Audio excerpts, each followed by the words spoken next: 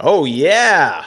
Welcome in, everybody. Thank you so much for joining me here on Cream of the Crop, a fantasy hockey podcast presented by Apples and Ginos, the number one fruit-based fantasy hockey podcast out there. That's confirmed. That's official.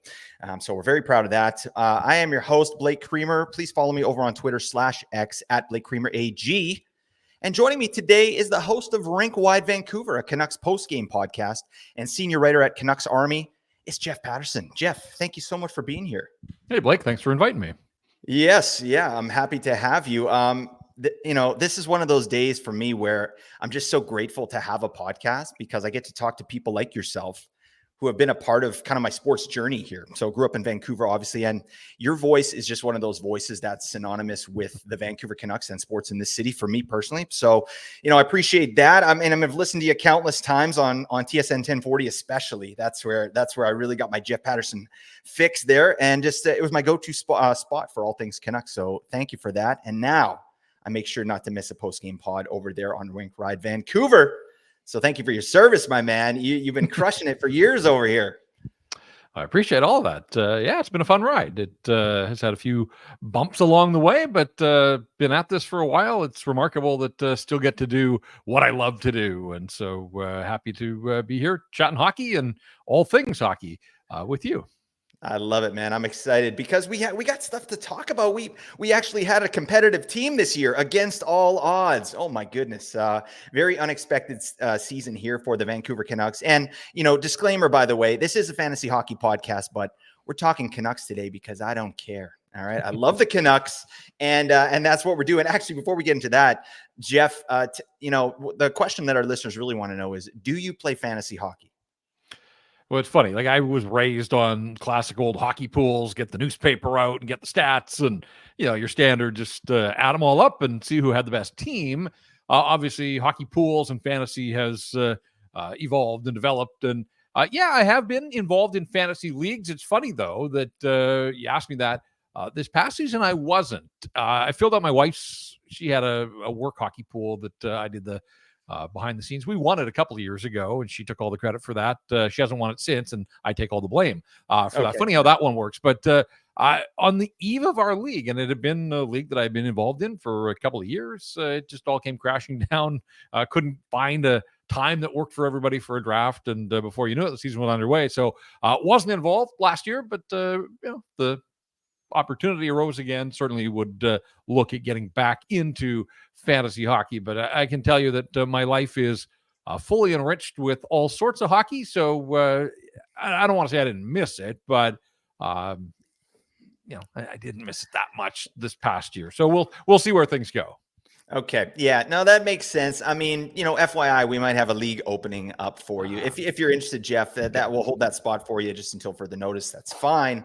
I say this before. I've interviewed, a few, professionals like that are actually working in the NHL. And I always say, like, why do fantasy hockey when you can do real hockey? So that's, you're up here. Like, I'd like to go up there, but yeah, this is the closest I'll ever get to a GM in the NHL. So I feel good about that. We're not here to yammer on about this. That's what I do. Sorry, Jeff, for that. But I would like to get in some questions here. Before we do that, though, how are you liking these playoffs? How have you been enjoying watching the finals here? I mean, after the Canucks were unceremoniously bounced in the second round, we still got some great hockey going on here, don't we?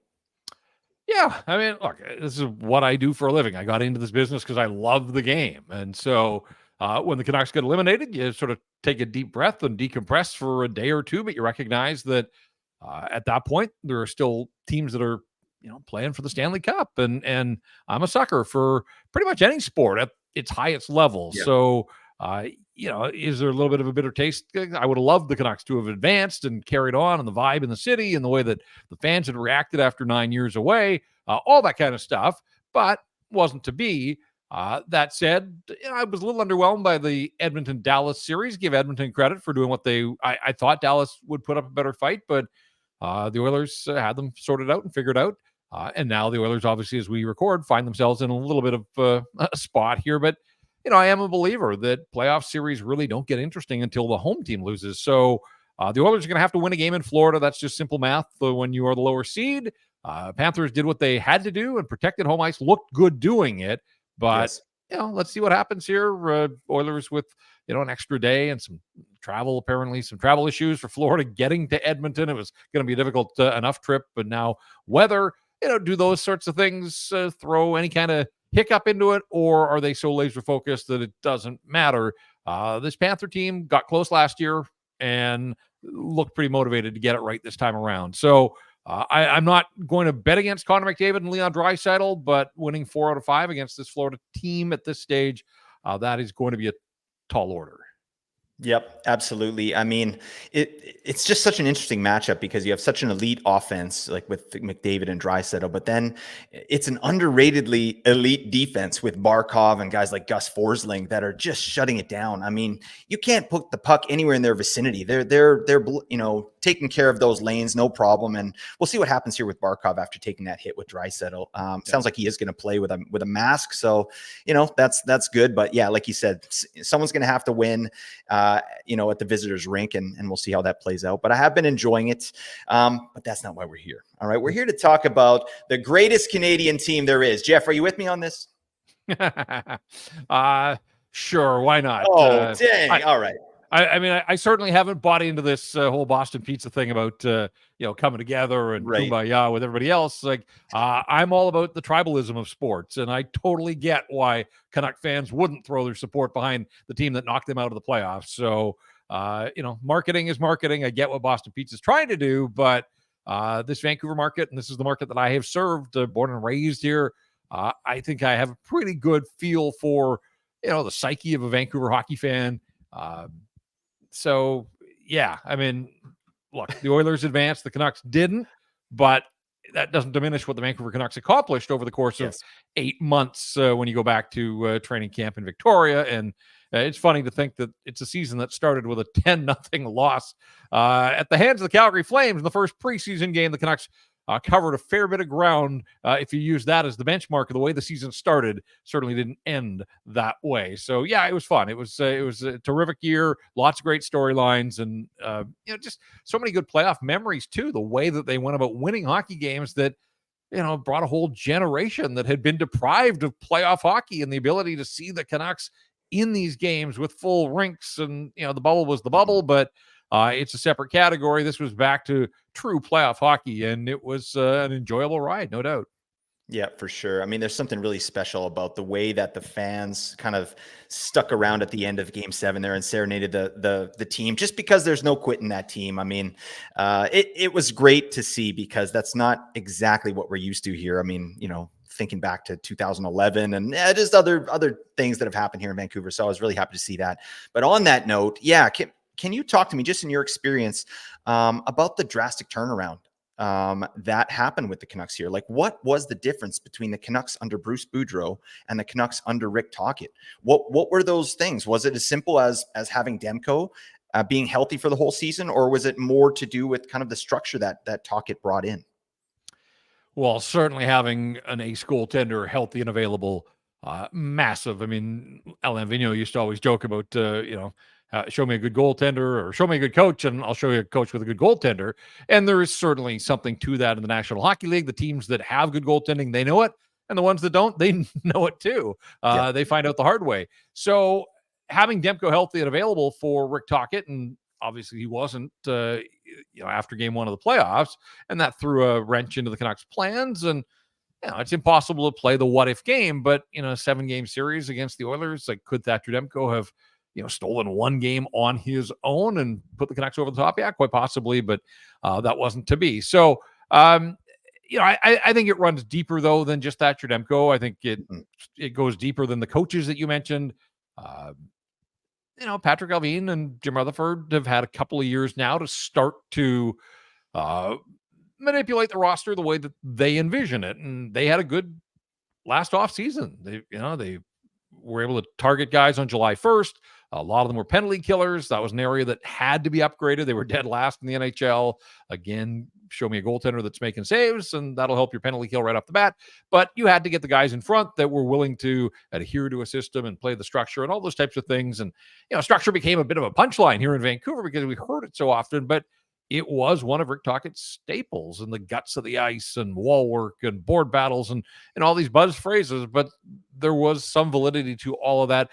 Boudreau just wanted these guys to go and try and outscore the problems, and they were able to do it early in his tenure, but that's a bit of a fool's game, and ultimately it did catch up to the Canucks, although, again, when Bruce took over, Thatcher Demko was one of the stars of the month for December. That first month that Boudreau was on the job, wins his first 7 games, and everything looked incredible. And it looked like, hey, Bruce Boudreau is the right man for the job. But clearly there were some philosophical differences between the coach and management. And ultimately, they wanted to get their guy in. So, I didn't love the way that it played out, the way they kind of strung Bruce Boudreau along and the dead man walking. And that was tough. That game against the Oilers, his final game behind a national, and it probably will be his final game behind a National Hockey League bench as a head coach. So he was a wonderful man, still is, and was a ton of fun to be around. But ultimately, there are 2 ends of the ice, and you have to pay attention to both of them. And Bruce was a little full throttle on the offensive side, and just the number of, I'm sure you watched, I was there for a lot of it, the cross-seam passes and the backdoor tap-ins and things that should have been addressed and taken care of and weren't and continued to happen. And, Rick Tocchet wasn't going to have any of that. And so, he's come in, he's done a nice job. Obviously, he was recognized as coach of the year this year. And it's going to be wild going into this offseason now because so many of these guys were on 1-year contracts.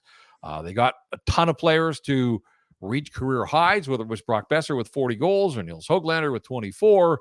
JT Miller gets over 100 points for the first time.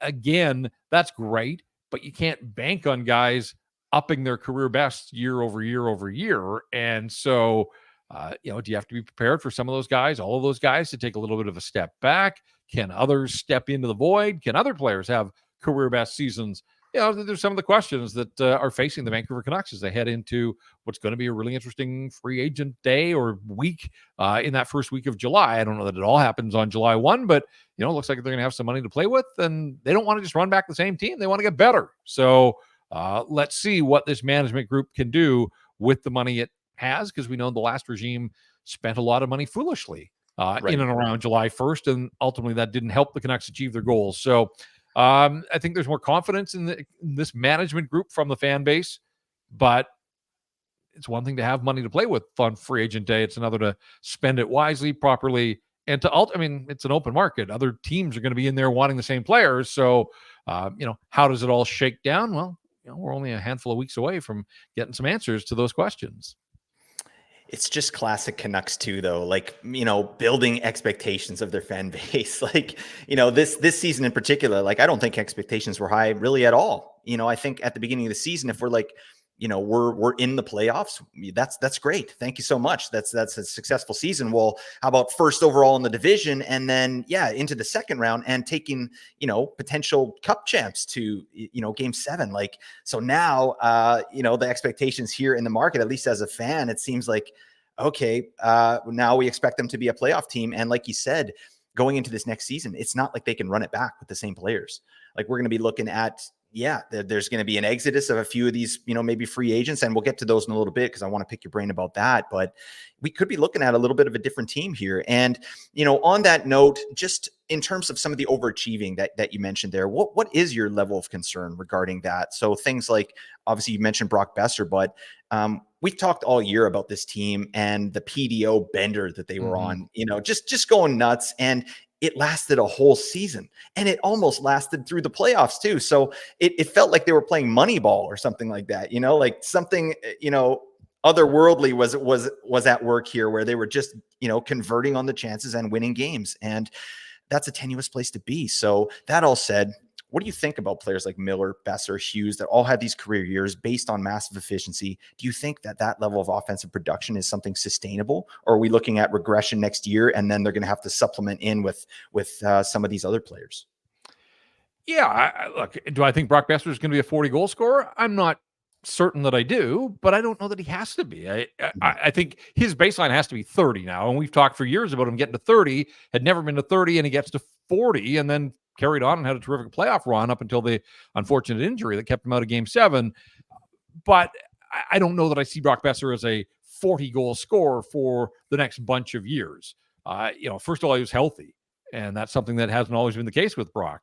And he and JT Miller seem to really have found something in lockstep, those two. And I think the same thing goes for JT Miller. Do I think he's going to be a 103-point guy again? I doubt it. But I mean, I'm not going to sell him short and say that he can't get there. I didn't know if he'd get, when he had the 99-point season 2 years ago, I wasn't sure if he would get to 100 points. So credit to him. That trade has turned out to be a home run for the Vancouver Canucks. I don't like the idea of trading the firsts that they have, but every now and then, and that was a case where that trade has worked out. JT Miller is a star in the National Hockey League, and all this talk of the Four Nations Cup, and I was just looking like Austin Matthews was the only American player that had more points than JT Miller, and Quinn Hughes was third. So Miller's reached star status. I won't say superstar, but he is star. He went to the All-Star game. It's not easy to get 100 points in the National Hockey League, and he got there. So good on him. But I think JT Miller can have a really successful follow-up season, even as a 90-point guy. Like, I don't know that he has to get to 103. So, I think that some of the top-end guys, same with Quinn Hughes, like, it would be really cool to see him get to 100 points as a defenseman. But, even if he takes a step back, if he's an 80 or 85-point defenseman, like, that's incredible. Yep. And so, I think there's room for the top end guys to take a little bit of a step back. Obviously, they need Elias Paterson to return to the form that we saw, that, he was the first guy in the NHL to get to 25 points. He had an incredible start to the season. I think some people forget that. They're so focused on the way it ended for him. But, he had that amazing January where he tied with Sam Reinhart for most goals in the NHL at 14. They need that guy back. Like, and I've said this all along, that, no matter what they do in free agency, no matter what happens in the offseason, the biggest factor for the Vancouver Canucks is getting superstar Elias Pettersson back. He's got the contract. It kicks in next year. The expectations are going to go through the roof, the pressure, the noise around him. If he thought it was heavy this time around, really hasn't seen anything yet. And so he's got to hold up his end of the bargain. If he does, then, they can be a formidable team. But I think it's important to remember, too, that, the Oilers are in their division. The Los Angeles Kings had a 100-plus point season, and, I don't see them really going away. And then the defending Stanley Cup champs, Golden Knights, they finished with 107 points and were the wild card team. And we know how that owner just knows one way, and that's full throttle. And so, at some point, that being aggressive, you think is going to catch up with Vegas. But my point is that, and I think, was it Patrik Allvin or Rick Tocchet at the year-end meeting, like, to the media, they said, like, it only gets harder from here. Yeah. Like, 50 wins on 109 points. And I agree with you that the expectations, Jim Rutherford himself on the eve of training camp said everything would have to go right for this team just to be a playoff team. And then they win the division and did what they did. But they're not sneaking up on anybody. And again, they've got this core in place, and, can Thatcher Demko stay healthy? Because that is so important. Although Artur Silovs showed that they've got goaltending depth, no doubt. But the core is there, but it kind of feels like for a second straight summer, they're going to have to surround that core and, again, spend that money that they've got wisely, and try to supplement, the pieces that they've got. Right now it's interesting to me that, the top 6 free agents, unrestricted free agents, were all penalty killers on this hockey club. Like, I'm curious if that's an area for a second straight year that they're going to have to identify and spend some money on guys that can kill penalties, because Lindholm did a nice job. Dakota Joshua, Zadorov had become a big penalty killer. It sounds like Ian Cole is gone. I think Teddy Bluger and Tyler Myers will be back, but they don't have contracts right now. So, just keep that in mind as well, that may be an area that, the Canucks made great strides. They went from 32nd to 17th, so middle of the pack, but even at 17th, there's still a ton of room for improvement in that particular facet of the game. So I am curious to see how much importance they put on that as they head to unrestricted free agency starting on July the 1st. Yeah, that is a really interesting piece, actually. And then on top of that, I mean, I think it was Mike Yeo was mostly in charge of the PK. Is that right?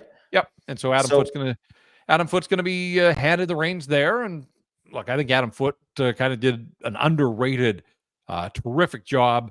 Obviously, an impeccable career in the playing resume, but this was his first chance to be a bench coach in the National Hockey League. And I know Rick Tocchet has talked about how fortunate he was that when he got hired, Adam Foote was out of work looking to get back into coaching. He'd been a skills coach and a coached in junior, but when you take over a bench midseason like Taka did, a lot of times you're stuck with candidates that maybe aren't the guys that you necessarily want, but they're available. And Adam Foote was there and looking to get back in, and he's turned into a real resource. Players obviously have a ton of respect for him for his playing days, but just the messaging, the work that he puts in. I watch him at practice. Yeah, I mean, he's been a good find for the Vancouver Canucks. So he's going to be in charge of the penalty kill, and we'll see what happens up front with the power play. And obviously the power play let them down in the second half, and certainly in the playoffs as well. So that is an area that the component parts are all there. They've got to figure out why they couldn't get all that sorted out and just squeeze a few more power play goals along the way, particularly late in that series against the Edmonton Oilers. Yeah, that was that was pretty tough. Just the offense in general, and in terms of the shots on goal and the chance generation in the playoffs was hard to watch for sure. They're literally setting records for fewest shots in a playoff round win against Nashville, and that continued in the Oilers series. Like, what adjustments do the coaches have to make to sort of generate more offense moving forward? Because I remember hearing Tockett's kind of year-end presser, and he was sort of taking some responsibility, like, we're going to have to make some changes, but he didn't really delve into what those changes might look like. Do you have any sort of insight into that? Well, I think they got to hit the net more. Make goalies make saves. Like when you think in the Nashville series, Josi Soros was struggling early on. And I mean, he can be a terrific goaltender, but he wasn't at the top of his game. And he was the busiest goalie in the NHL as well this year. And I just thought, like, is that going to catch up to him and to them? Make him make some saves. But they win a game with 12 shots on goal. Crazy and stuff. I think they kind of fell into this trap that, and game 6 against Nashville probably reinforced this. Now, no Canuck player or coach has come out and said this, but like my hunch is that they felt their best path to eliminating the Oilers in either game 6 or game 7 was to win 1-0 like they did in game 6 against Nashville. Mm-hmm. And it worked for them against the Predators. And Rick Tocchet always talked about being comfortable in uncomfortable situations. And, when you're scoreless late into the third period of a playoff game, that's an uncomfortable situation. And then they got the goal they were looking for and they win 1-0. So I think they thought rather than trying to fight fire with fire and trade chances with the Oilers, their best bet was to try to dumb it down, keep the Oilers to the outside, and hope that somewhere along the line there was a goal and they get a lead, and then that would apply more pressure to the Oilers. Problem is, once the Oilers score 1, now you can't play for the shootout. You need 2. And in the playoffs, late in the playoffs, 2 became a big ask for the Vancouver Canucks. So, they missed the target a ton, and that seemed to be something that was correctable. I get that it's a fine line in the National Hockey League between picking a corner over a glove hand and just missing your target. But I'm a big believer in putting a puck on net. Like maybe it squeezes through Stuart Skinner or Calvin Pickard. Like they didn't test Calvin Pickard. This guy had never played a playoff game. And I was like, just, throw the kitchen sink at him. And they didn't for whatever reason. And then when Skinner got back in there, it was the same thing, like just welcoming a big hug, basically, to welcome him back to the series instead of peppering him. But, with Skinner particularly, pucks squeeze through, but they don't squeeze through if they're going wide of the net. So, put a puck on net. Maybe you score. If you don't, maybe there's a rebound. Maybe there's, traffic in front that takes the goalie's eyes away, whatever. I think they have to do more, and they've got to recognize that it starts by putting pucks on the net. Now, Rick Tocchet didn't want them wasting shots and basically felt that was just turning pucks over if it was one and done. And I understand some of that, but what I didn't understand and still don't is the power play. And give the Oilers credit. I mean, they absolutely threw a blanket over Dallas, and they had done the same against Los Angeles. But like, just look at who the Canucks were able to run out there on that top unit, and they couldn't adjust, couldn't adapt, couldn't set up. I mean, they had such trouble entering the zone. That was the frustration for me. It wasn't even once they got set up. I mean, once they got set up, it wasn't great, but how many times did they, struggle just to gain the zone with possession? And the Oilers were aggressive, but if a team floods one side of the ice, you already got an extra skater out there on the power play.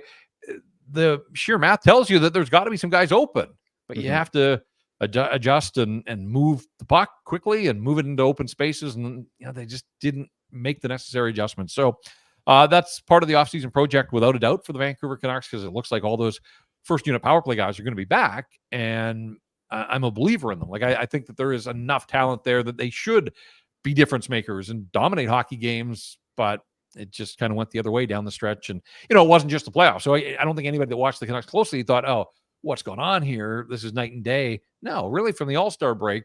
And, it's as simple as moving off Andrei Kuzmenko, even though he wasn't doing a lot, but something happened there that just kind of sapped all the energy and the success out of that Canuck power play. So again, they've got to figure that out here in the offseason. To me, that's one of the real priorities for this hockey club, is getting that fixed, getting it right, and then applying that once the regular season starts next year.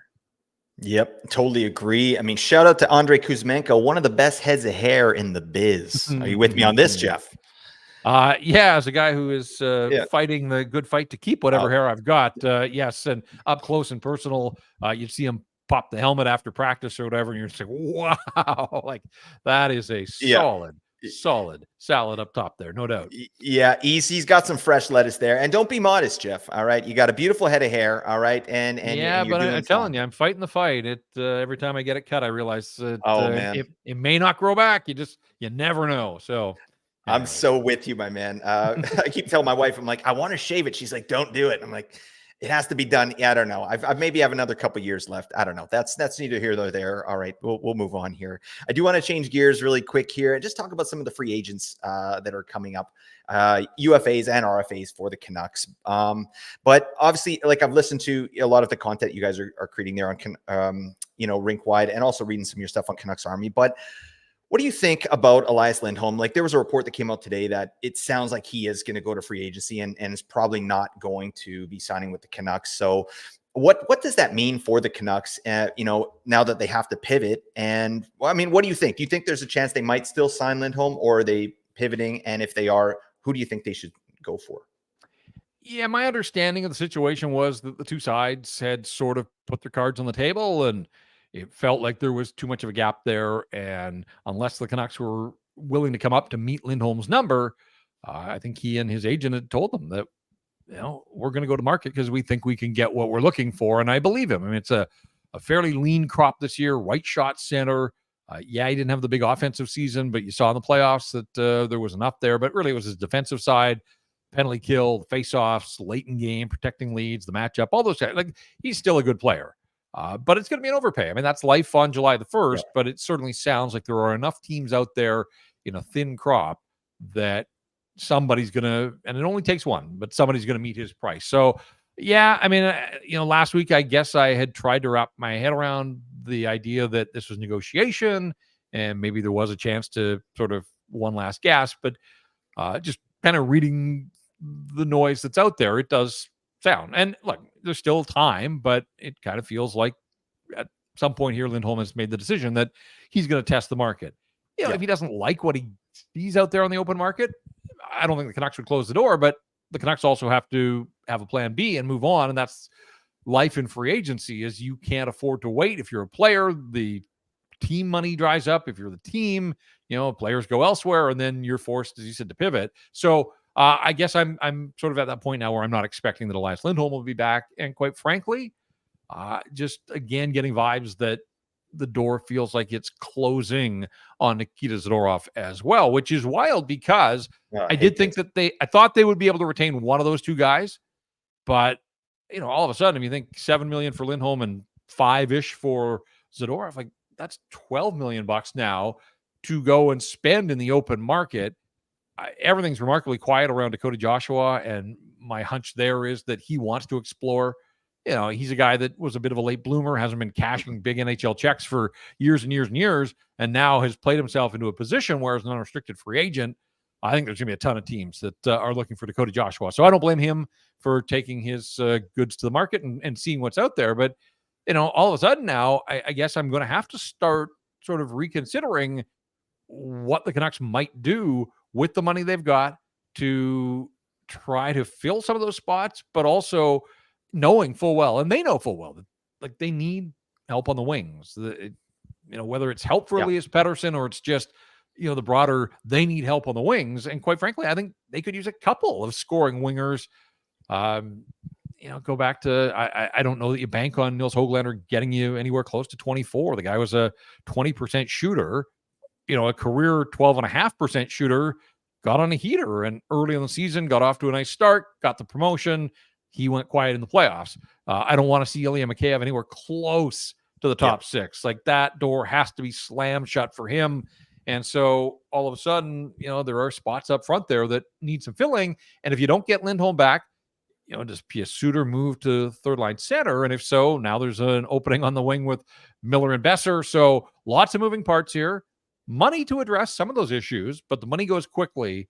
And again, on the open market, you can have your targets, but there can be other teams with better offers. The players may have reasons for where they want to play other than Vancouver.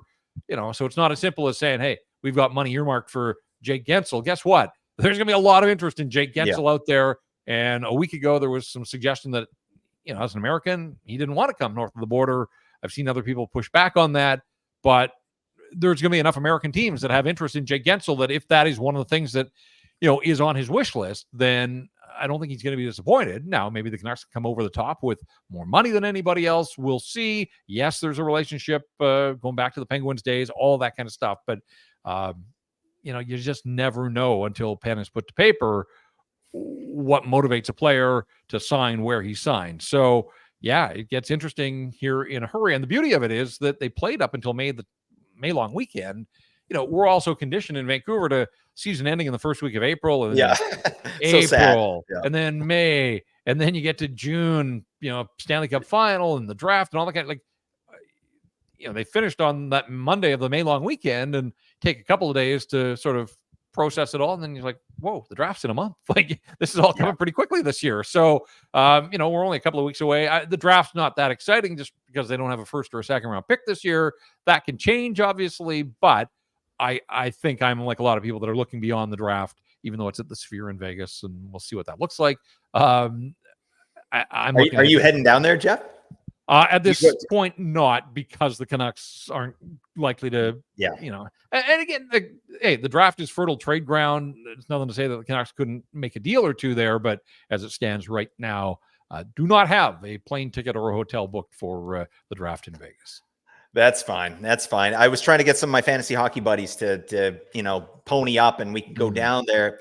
Yeah, they all have families. I mean, I have a young family too, but come on. It's the draft. It's the Sphere. We got to get the business over in Vegas.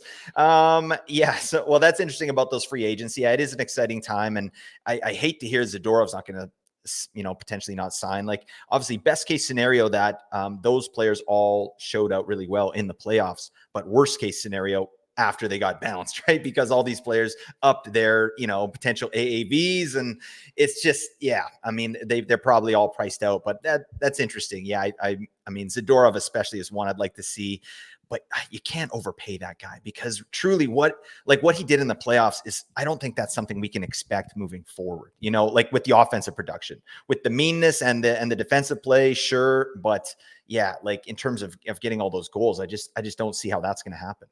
Well, and I think, he's a guy that's built for playoff hockey at his size, with the aggression. I mean, yes, there was a love affair there, and why wouldn't there? I mean, fans, it's great. The guy looks like he's built in a lab somewhere and played that way. He was incredible. But, when you've got Quinn Hughes, who's going to eat a ton of time on the left side, and Carson Soucy's under contract,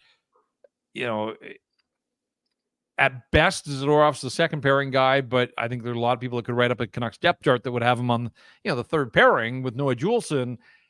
I'm not sure you can be devoting $5 million, and the premium is for what you get in the playoffs. Like, regular season, there are a lot of nights where, teams kind of sleepwalk 3 and 4 back-to-backs, whatever. There isn't that feel and intensity.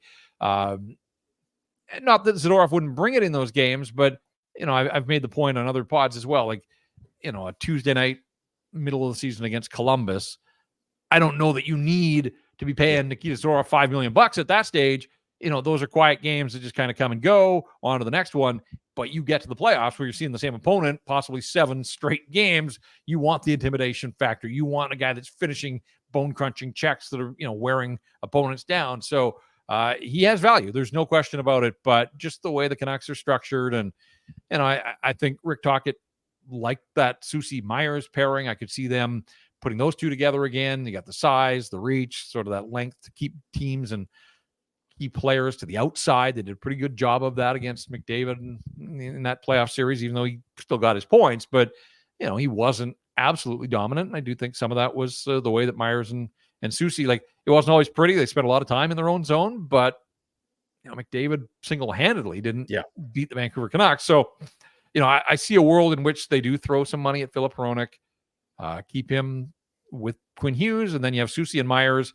You've got Juleson, who proved that he can play as a third pairing guy, and then instead of devoting $5 million to Zadorov, maybe you spend a couple of mil. Brendan Dillon's a name that's been floated out there and kicked around, local boy towards the end of his career. Could I see something like that happening? Yeah, absolutely, I could.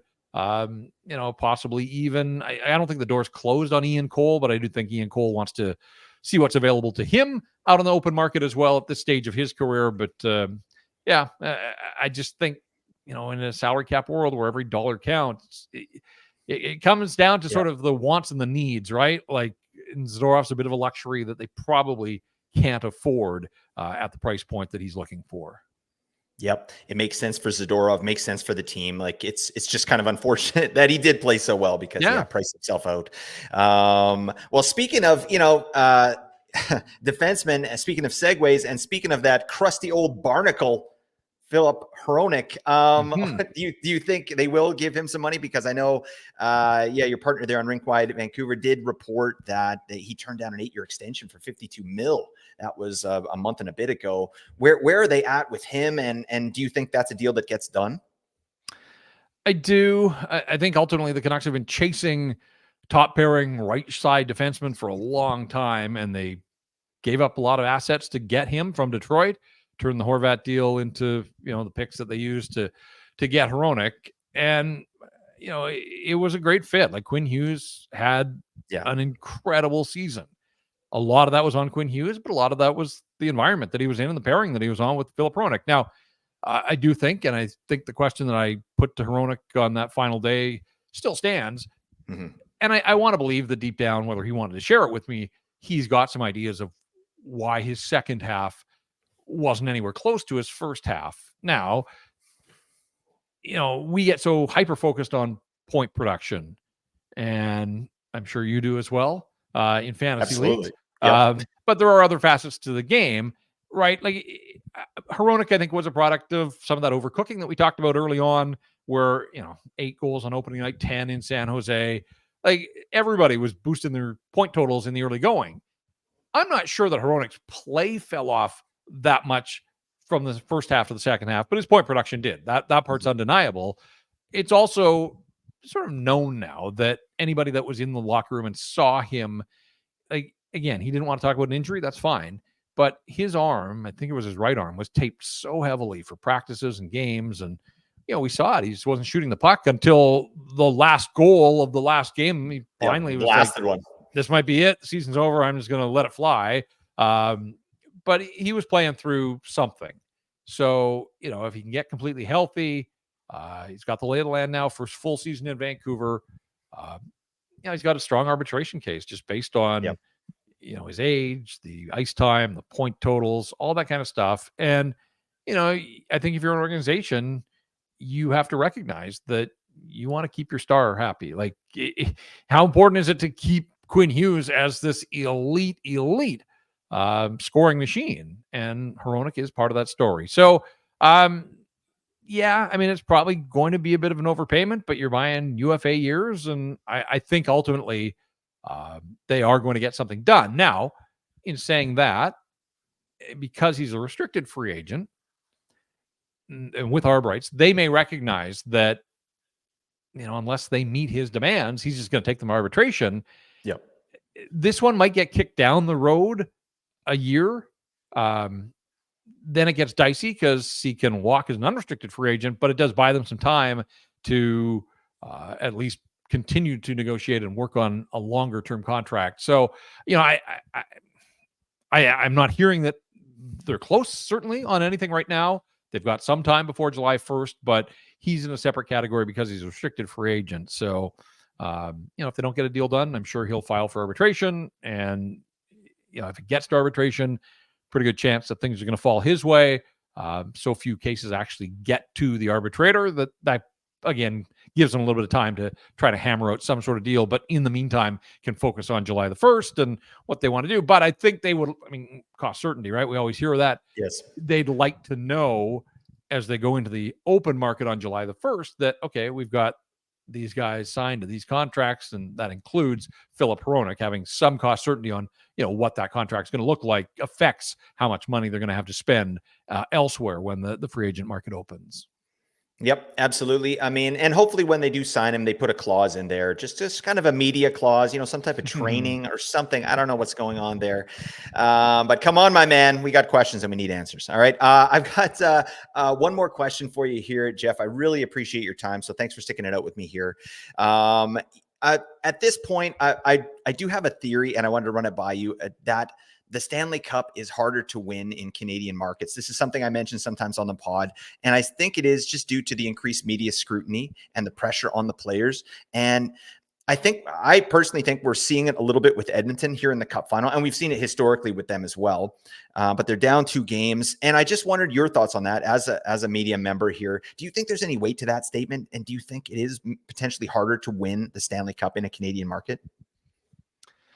Well, I mean, the last 3 decades would indicate that something has gone on that's prevented it from happening, even though teams have been close, like the Canucks in 2011.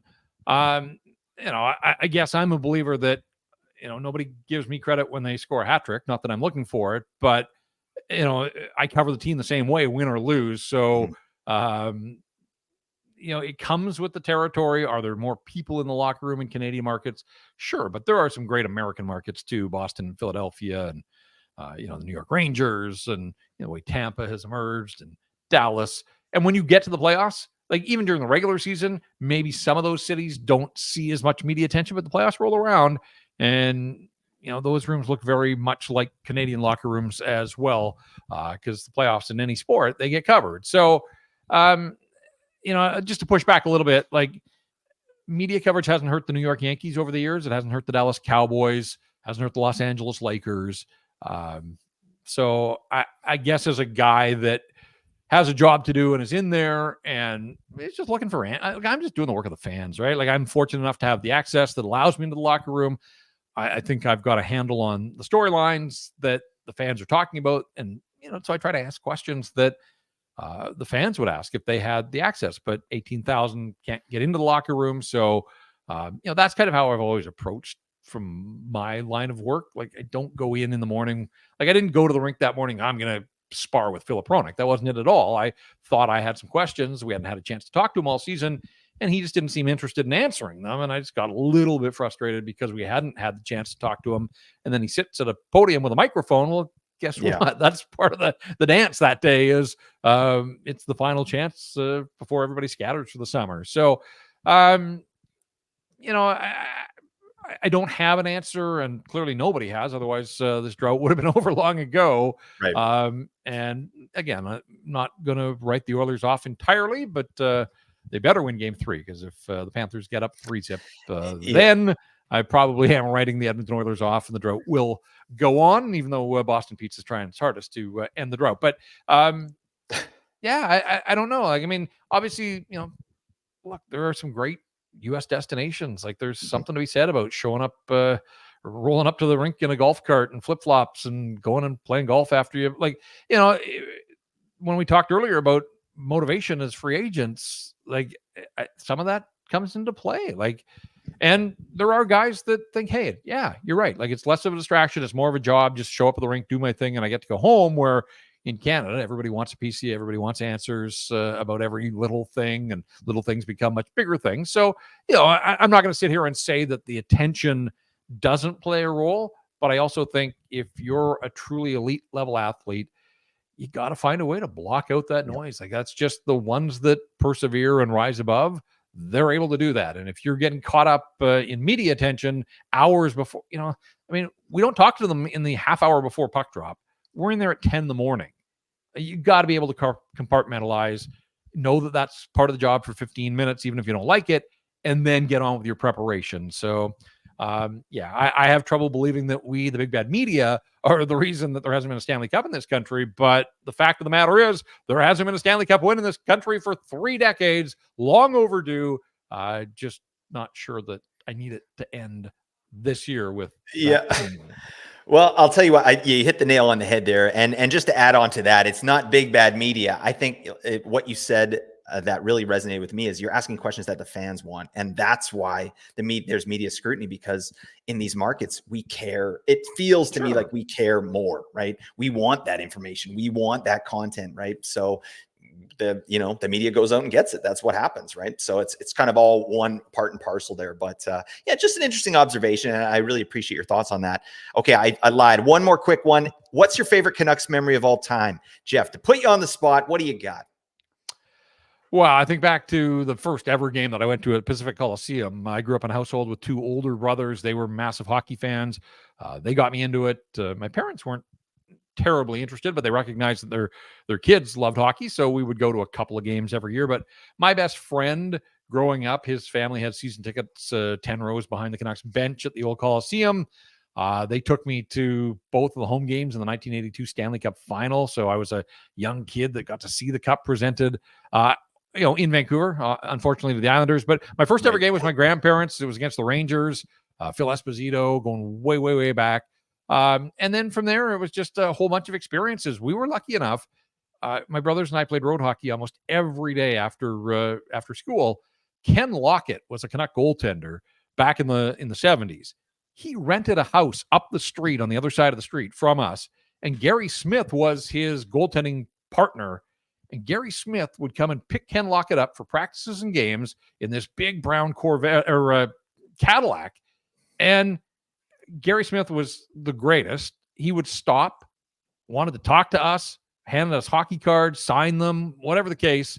And it was just the coolest thing that we had a Canuck goaltender living up the street.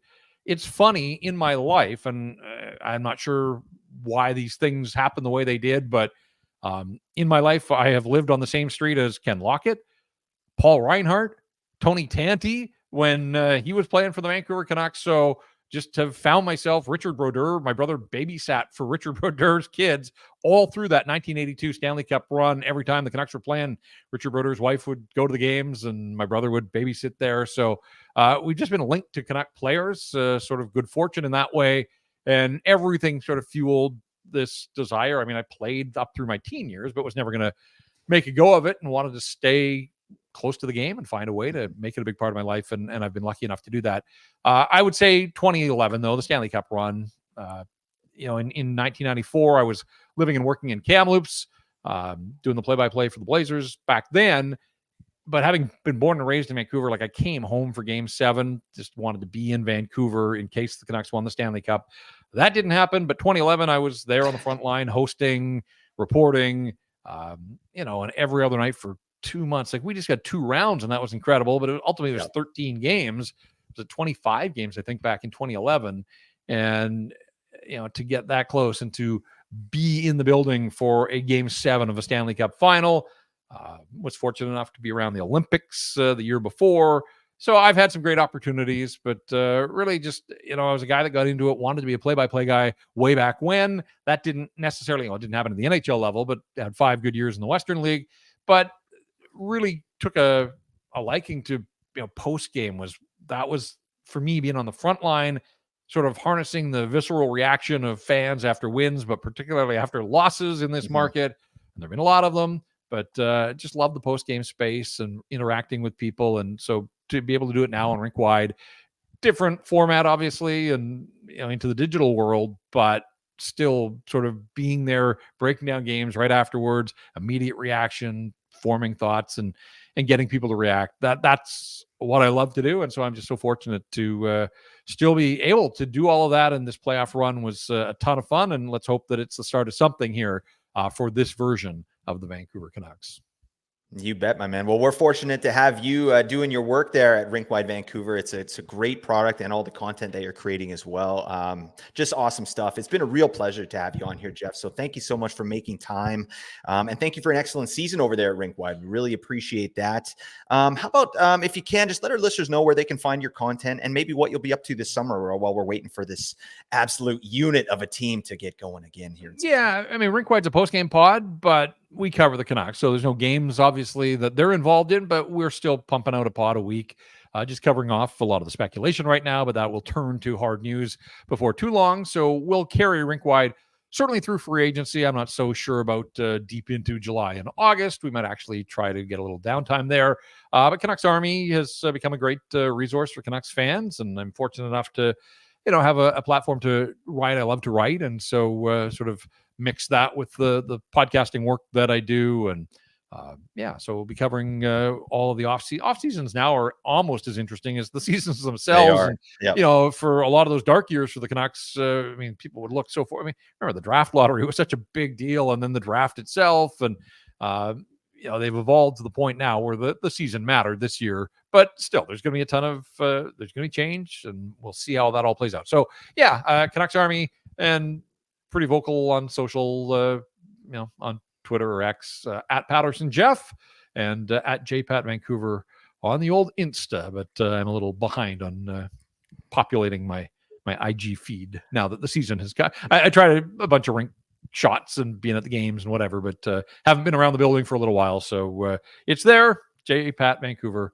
on Instagram. Oh, well, what an absolute legend. It's all right, man. Just take some time, enjoy the summer, but we really appreciate the work you do. So thanks again for being here. And thank you, everyone, for checking us out here. Cream of the Crop Fantasy Hockey Podcast. We're going to be back next week with a bunch of other episodes. So thank you so much for listening, everybody. Celebrate your day. Bye for now.